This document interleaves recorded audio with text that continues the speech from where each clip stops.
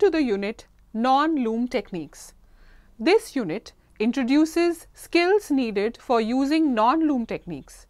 Students will learn non-loom techniques, crochet, knitting, braiding and macrame through a combination of textual content and drawings.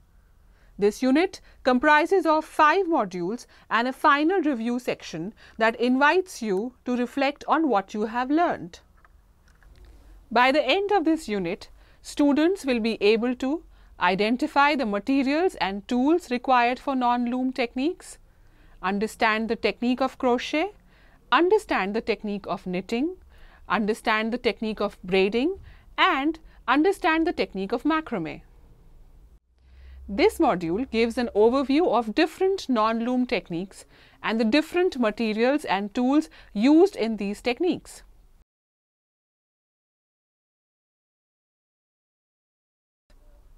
Non-loom techniques refer to special fabric production techniques which are not made by weaving.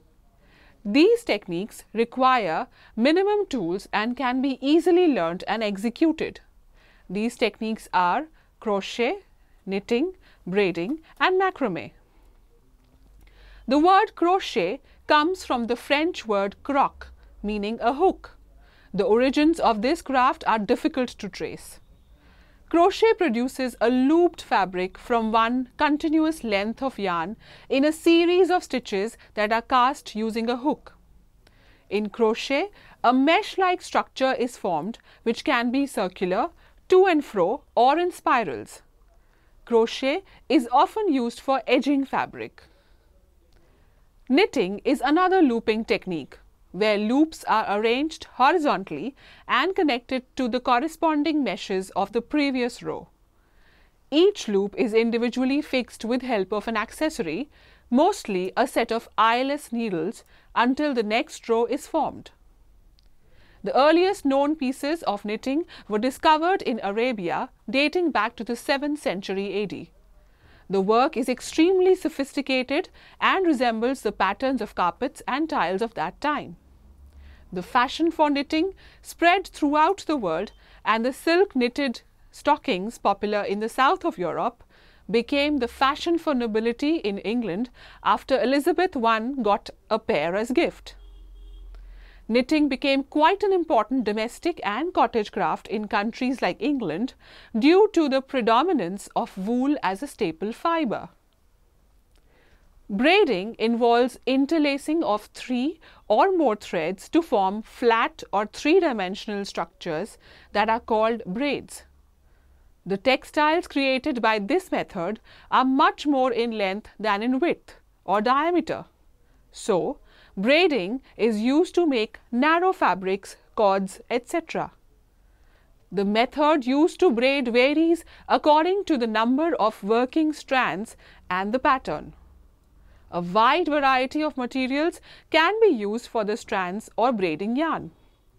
Braiding gives a very hard wearing surface as well as an interesting texture.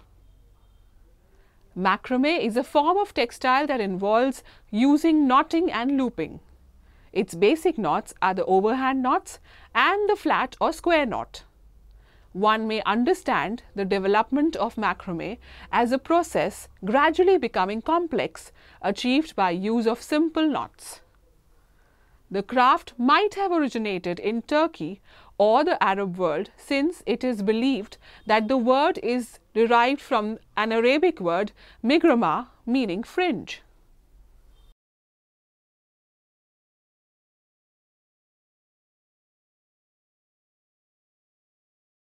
These are the tools and materials required for crochet. Crochet hook and yarns. These hooks are available in a range of sizes which vary according to the thickness of the hook and should be sourced as per the thickness of the yarn to be crocheted.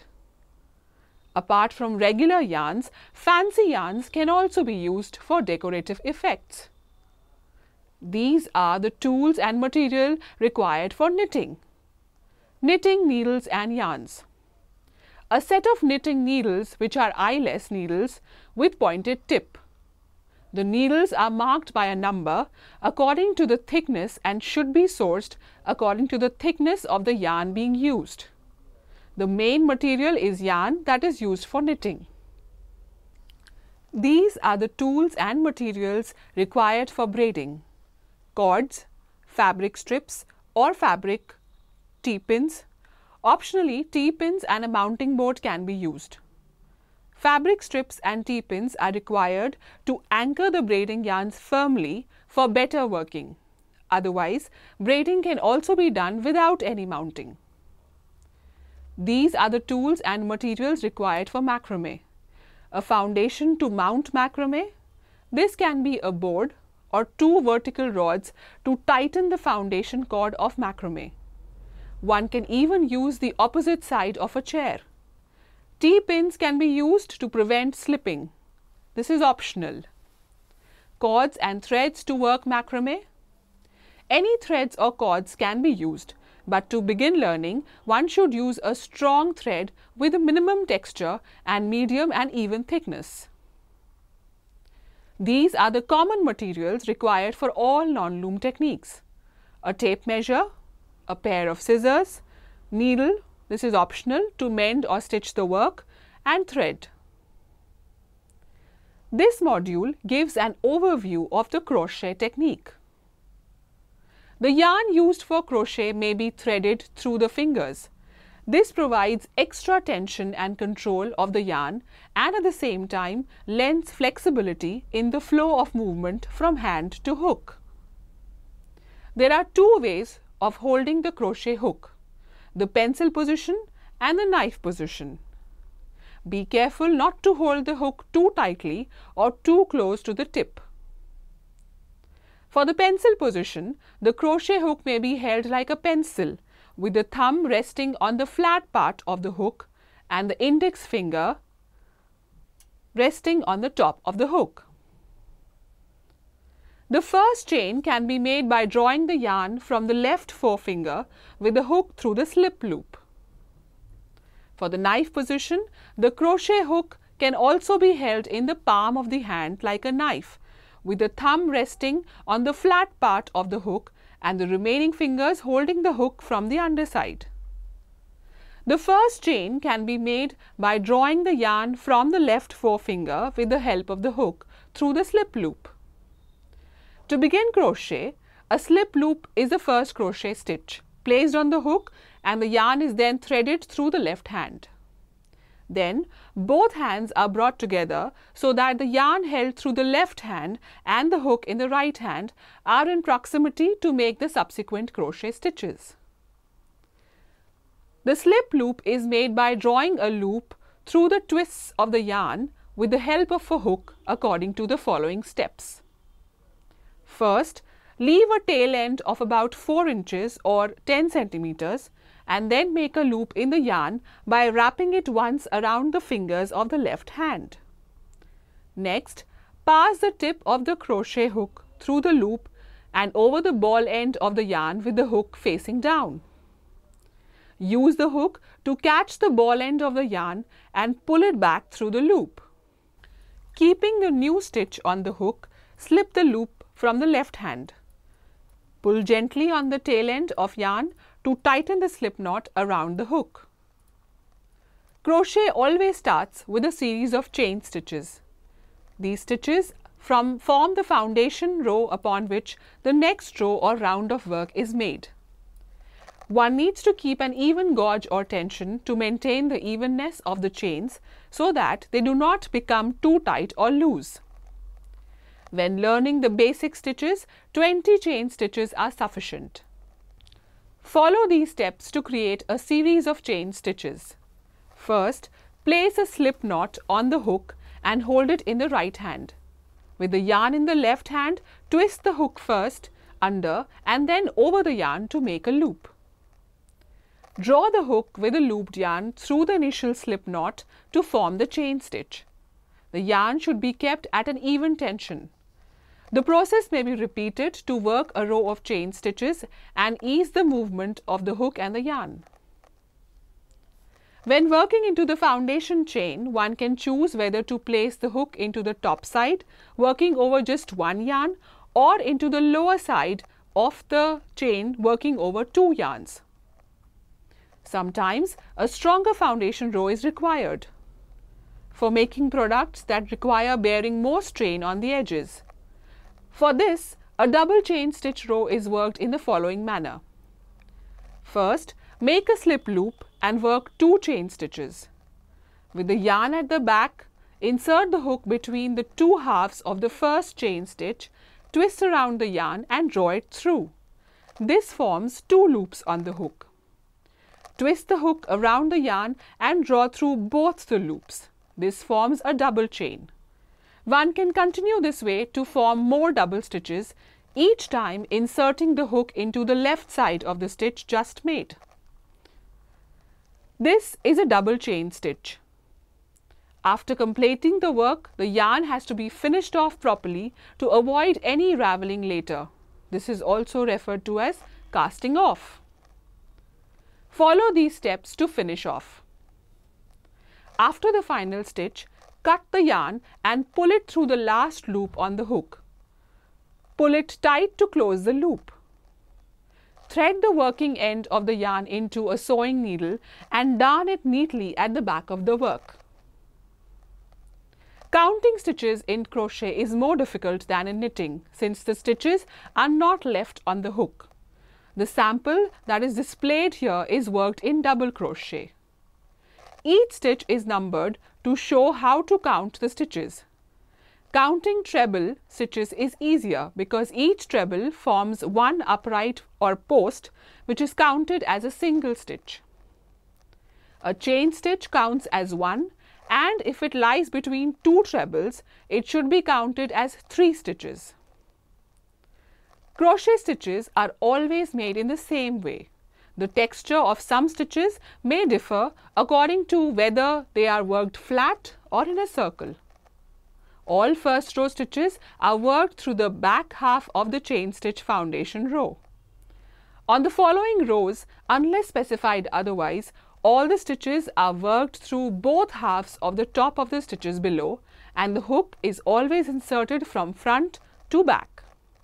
Refer to the pattern abbreviations for reading the instructions. Follow these steps to make slip stitches. First, make a foundation row of chains. Insert the hook through the back of the second chain from the hook. Twist the yarn around the hook, read as YRH, and draw through the 2 loops now on the hook, making a slip stitch or SS. Continue working into the next and following chains.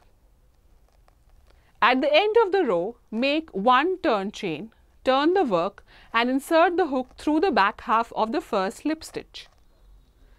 Continue like this for all the following rows. Follow these steps to make a double crochet. First, make a foundation row of chains.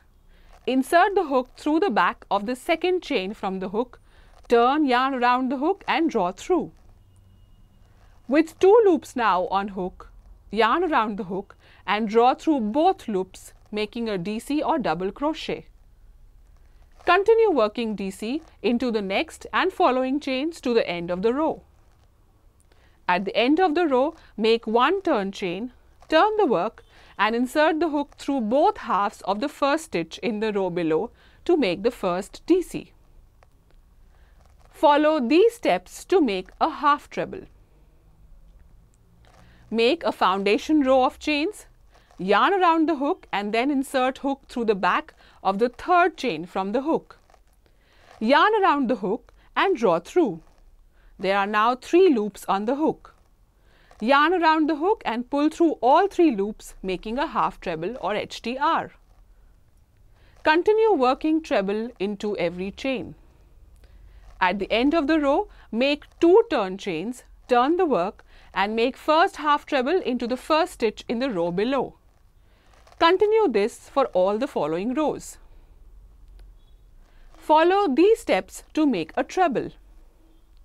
Make a foundation row of chains, yarn around hook and insert the hook through the back of the 5th chain from the hook. Yarn around the hook and draw through 3 loops on the hook. Yarn around the hook and draw through the first 2 loops. There are now 2 loops on the hook. Yarn around the hook and draw through these 2 loops to complete the treble. Continue to make treble till the end of the row. Then make 3 turn chains, turn the work and make the first treble into the second stitch in the row below. Follow these steps to make a double treble. Make a foundation row of chains, yarn around the hook twice and insert the hook into the back of the 6th chain from the hook. Yarn around the hook and draw through. There are now 4 loops on the hook. Yarn around the hook and draw through the first 2 loops. There are now 3 loops on the hook. Yarn around the hook and draw through the first 2 loops. Yarn around the hook and draw through the remaining 2 loops to complete the double treble. Continue to make double treble till the end of the row. Then make 4 turn chains, turn the work and make the first double treble into the second stitch in the row below. Variations to basic stitches are made by inserting the hook into different parts of the stitches below and manipulating the yarn in different ways. Follow these steps to make a triple treble. Make a foundation row of chains, yarn around the hook 3 times and insert the hook through the back of the 7th chain from the hook.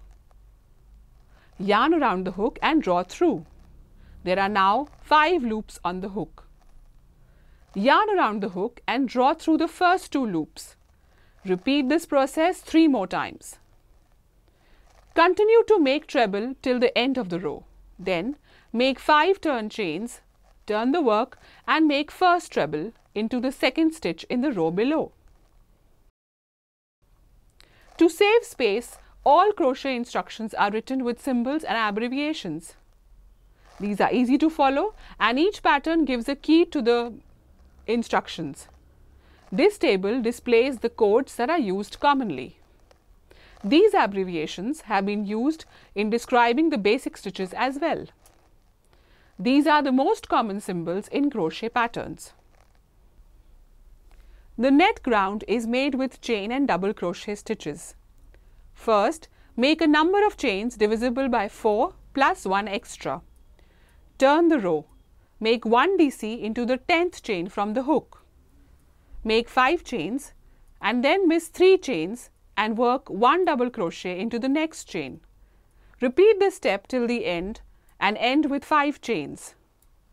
Turn the work for the second row and make 1 double crochet into the 5th chain in the loop. Work 5 chains and 1 DC into the next loop and repeat this step till the end.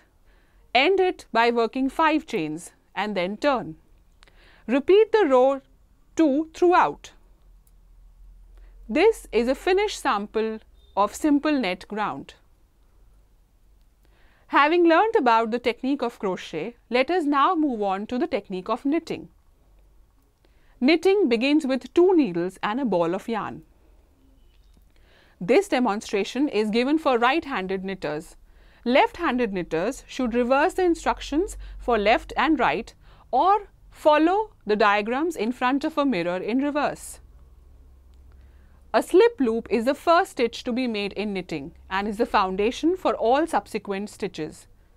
To make a slip loop, follow these instructions. First, wrap the yarn twice around 2 fingers. Pull a loop through the twisted yarn on the fingers with the knitting needle. Pull both ends of yarn to tighten the slip loop. Putting the first row of stitches into the knitting needle is known as casting on. Among the many methods used to cast on the stitches, the most common one is a single cast on. The edge produced by the single cast on method is loose and soft. Follow these instructions to work a single cast on. Hold the needle with the slip loop in the right hand. Wrap the working end of the yarn around the left thumb and hold it in the left palm to begin casting on. Put the needle through the yarn behind the thumb. With the needle, lift the yarn from the thumb and slide the new stitch to the slip loop. Pull the working end of the yarn to secure the new stitch. Repeat these steps until the required number of stitches have been cast on. Follow these instructions to make a double cast on. Hold the loose end of the yarn in the left hand as before. Put the working yarn over the left forefinger and hold both ends together in the palm. Next, pull the needle through the thumb loop as before. Then put the needle behind the yarn on the left forefinger. Draw the needle and yarn through to make the stitch. Release the yarn from the thumb and pull both ends to secure the new stitch. There are many ways of holding needles and yarn. Some methods make knitting faster, but every knitter works out one's comfortable personal style. Threading the working end of yarn through the fingers controls tension and helps produce a firm, even fabric. The working yarn is held in the right hand over the needles. The right forefinger wraps the yarn around the needle. Hold the right needle like a pen for light work with short needles. Thread the working yarn through the fingers of the right hand in either of the ways shown in this image. This is the basic knit stitch. Follow these instructions to make a basic knit stitch. With the yarn to the back, insert the right needle from right to left through the front of the first stitch on the left hand needle. Bring the working yarn up and over the right needle. Draw the right needle and the yarn through the stitch, discarding the stitch on the left needle, and at the same time forming a new stitch on the right needle. Continue like this, knitting into the next and every subsequent stitch on the left needle until the end. When the first row of knitting is complete, turn the work around and take the right needle carrying the stitches in the left hand. The empty needle is held in the right hand, ready to begin a new row of knitting. The back of the work now faces the knitter. When every row is knitted back and forth on two needles, a fabric structure called garter stitch is formed as shown in this image. To make the basic purl stitches, follow these steps. With the yarn at the front of the work, insert the right needle from right to left through the front of the first stitch on the left needle. Bring the working yarn up over the right needle. Draw the right needle and the yarn through the stitch, discarding the stitch on the left needle and at the same time forming a new stitch on the right needle. Continue like this, exchanging needles at the end of each row. This is a basic stitch. When the first row of a purl stitch is complete, turn the work around and begin a new row. If the purl row is succeeded by a knit row and the two are worked alternatively, a stocking stitch is formed. When every row is purled, a garter stitch is formed in the same way as knitting every row. The fabric shown here is formed from rows of knit stitches and rows of purl stitches. Stocking stitch is made by knitting the first and every alternate row and purling the second and every alternate row. Casting off is the removing of the finished piece from the needles. Depending on the stitch on the row, the casting off is completed. To cast off a knit row, follow these instructions. Knit the first two stitches and insert the tip of the left needle through the first stitch. Lift the first stitch over the second stitch and discard it. Continue discarding like this to the end of the row and the last stitch. Cut the yarn, slip the end through the stitch and pull it tight to fasten off. The method to cast off a purl row is exactly the same as for a knit row. Purl the first two stitches and insert the left needle through the first stitch. Lift it over the second stitch and discard. When casting off in rib, knit stitches are knitted and purl stitches are purled. This chart gives knitting patterns in alphanumerical codes which are easily understood. The instructions give a pattern row by row for which standard abbreviations are used. Many different and richly textured patterns can be made simply by combination of the basic knit and purl stitches. We will now look at some patterns that can be easily followed and practiced. You may experiment with innumerable variations in the sequence of the knit rows.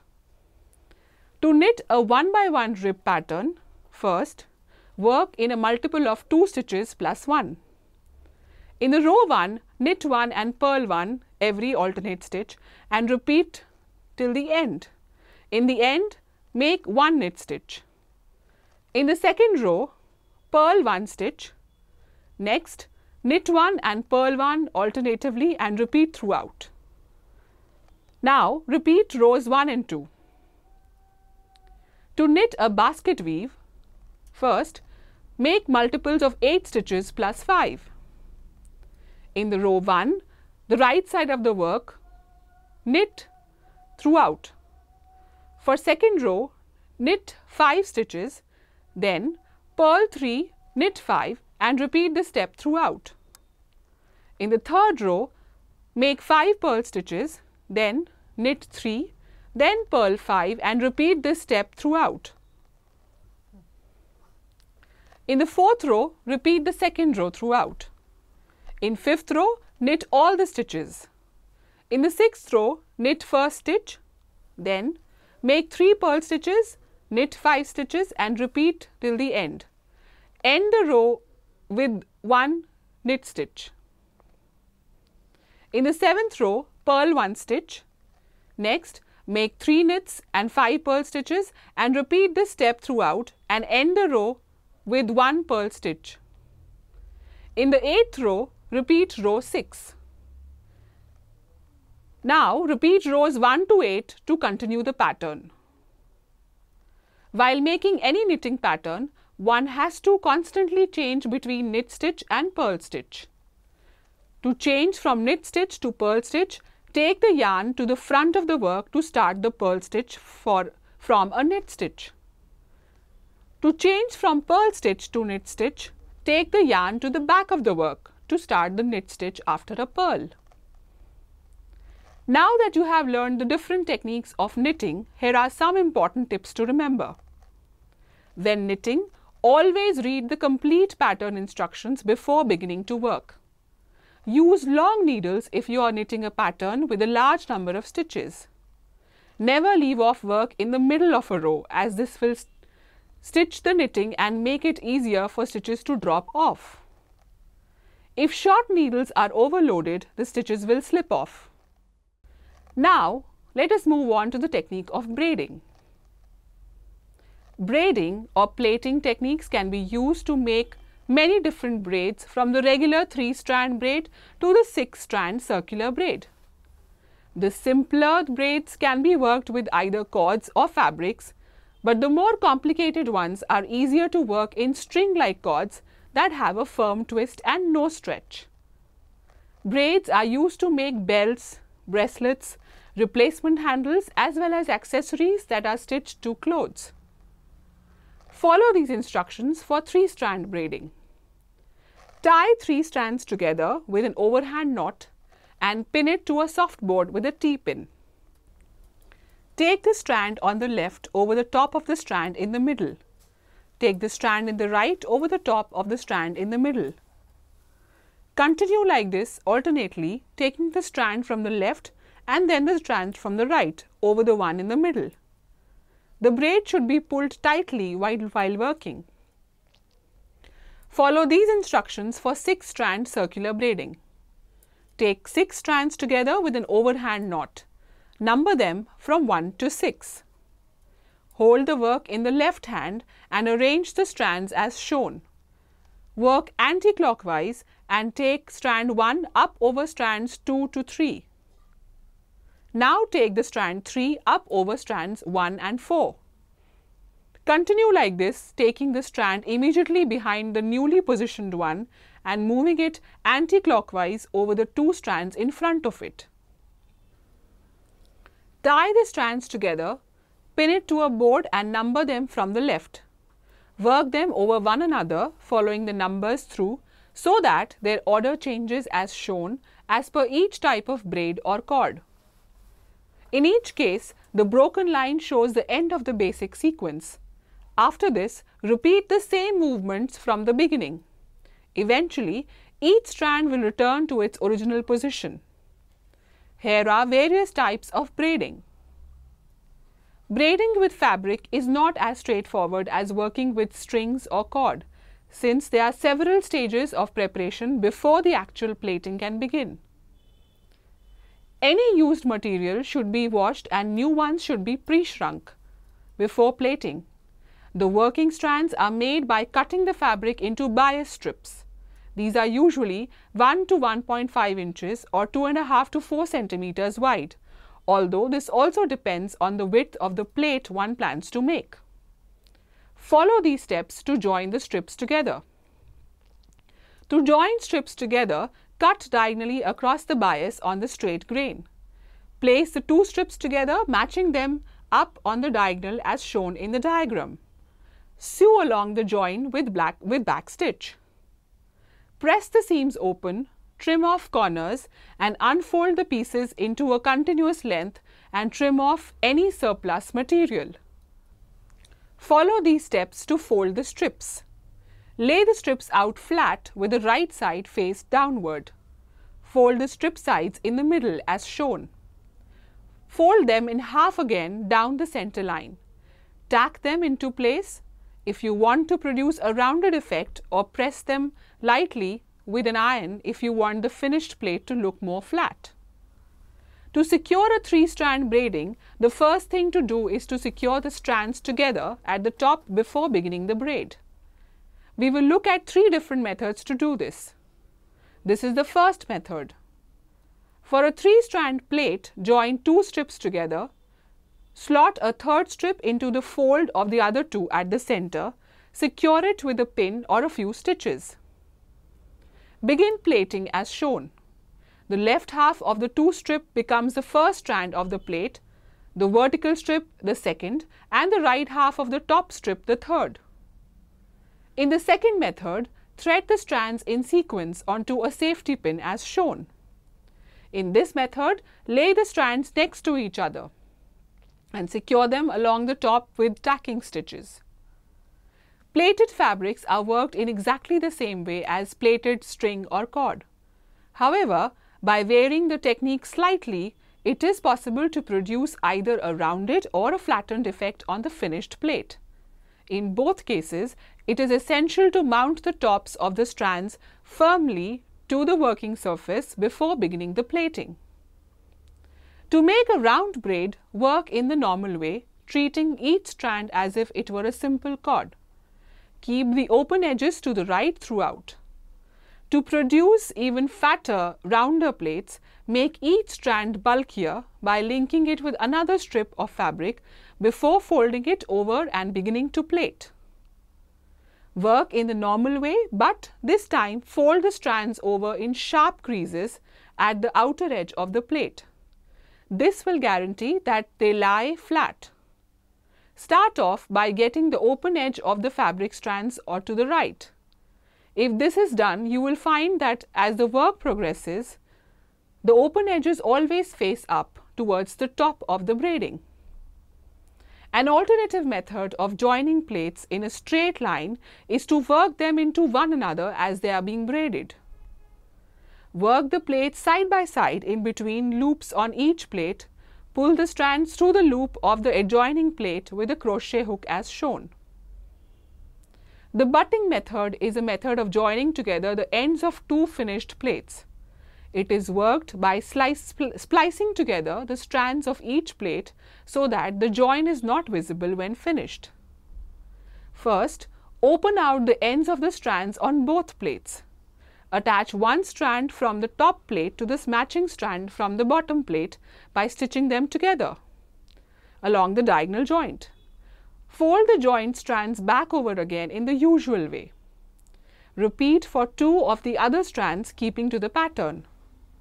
Finally, join the last 2 strands, plaiting them into the others so that the pattern follows through correctly.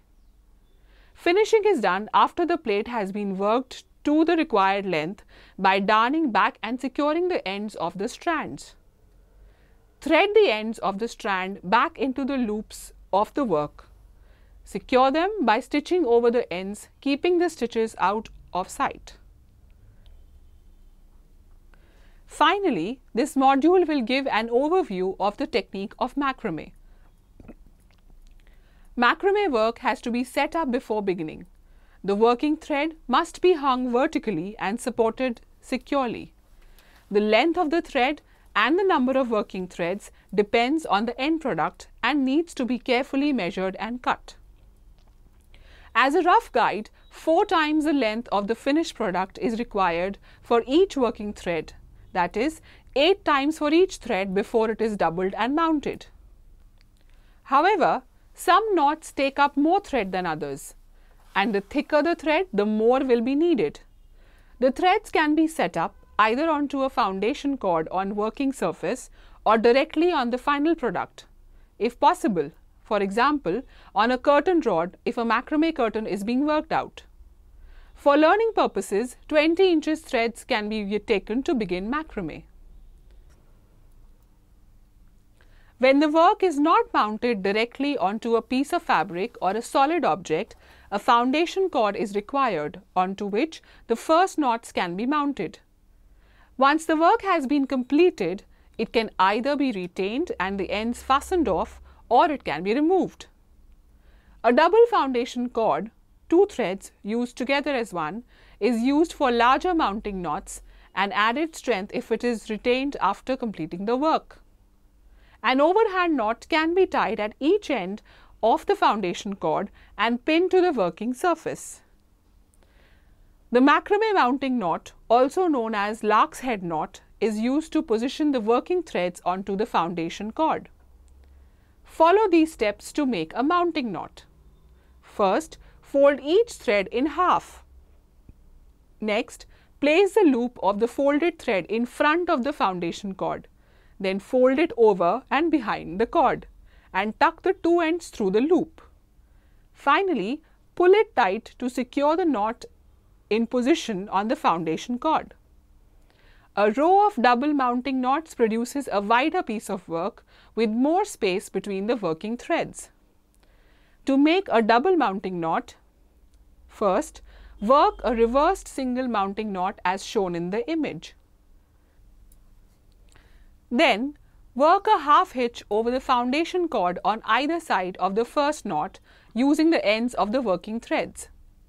Pull the knot tight to secure it in position on the foundation cord. Half hitch forms one of the most basic techniques of macrame, and most of the knots are built around it either vertically or horizontally. It is a simple movement which is easy to master, and it can be worked either clockwise or anti-clockwise with one or more thread around a central core. It is also sometimes known as a simple knot, the cording knot, the tatting knot, clove hitch or buttonhole knot. To make an anti-clockwise half hitch, use the right hand thread as a core and keeping it taut, knot the left hand thread over it, behind and through to the front between the core and itself. This forms one anti-clockwise half hitch. This process can be continued to form a spiral that twists to the right. To make a clockwise half hitch, use the left hand thread as a core and keeping it taut, knot the right hand thread over it, behind and through to the front between the core and itself. This forms one clockwise half hitch. This process can be continued to form a spiral that twists on left. To work a single knotted chain, work an anti-clockwise half hitch by knotting the left hand thread around the right hand core, and then a clockwise half hitch by knotting the right hand thread round the left hand core. Half hitches may be continued alternately to form a flat braid. To work a double knotted chain, use 4 threads divided into 2 groups of 2 threads each. Work each pair of threads together as if they were one thread and form alternate anti-clockwise and clockwise half hitches in the same way as for single knotted chain. A row of horizontal cording is used to secure mounting knots in position. Cording is done by working each thread in double half hitch over a horizontal core. The core, called the leader, can either be the first working thread or a separately introduced thread. Here are the steps to make a horizontal cording. Use the first working thread as a leader, start at the left and knot the second hanging thread around the leader in half hitch. Continuing with the same hanging thread, work another half hitch over the leader. This forms a double half hitch and will secure the knot in place. Move on the next hanging thread. Work it over the same leader in another double half hitch. Draw it tight and make sure that it is positioned as closely as possible to the previous knot. Continue the same way to the end of the row, working each hanging thread over the leader in a double half hitch. Work the second row from right to left using the same leader. Diagonal cording is worked in exactly the same way as horizontal cording, except that the leader is held diagonally downwards, either to the left or to the right. These are the steps for making diagonal cording. Use the first working thread held diagonally as the leader. Work the second thread over it in a double half hitch. Counting down the row, working each hanging thread in double half hitches over the leader. Work second diagonal row in the same way, but use second working thread as the new leader. Work the first half of threads over leaders, slanting diagonally down to the right. Work the second half so that they slant down to the left. Follow these steps to make joined diagonal rows. Work as shown in the image, but cross leaders in the center. Then work the second diagonals so that original leaders become working threads in the opposite group. The opposite diagonal rows are joined together in the center after finishing. In vertical cording, the working thread becomes the core and the leader works the half hitches. Work 2 rows of horizontal cording. At the start of the third row, hold the first working thread taut and knot the leader around it in a vertical double half hitch. Take the leader behind the next working thread and work another double half hitch over it as shown. Continue to the end of the row. Work the next row in the same way, but from right to left with an anti-clockwise knot. This is the simplest knot and can be worked on 1, 2 or several threads. It is useful for preventing the ends of threads from fraying and for decoration, as it produces a bead-like effect when done carefully. A pin may be placed in the center of the knot to fix it before tightening. Displayed here is a working of an overhand knot in double threads and a finished knot. Displayed here is the working of a single overhand knot around a core and a finished knot. The flat knot, also known as Solomon's knot, is worked with 3 or more threads, though 4 is usual and used to make a braid or open meshes and solid fabrics. The knot is formed by working the 2 outer threads around a central core. Any additional threads go into the core. Follow these steps to create a flat knot. Holding the core threads taut, take the left hand thread over to the right, threading it behind the core threads and in front of the right hand thread.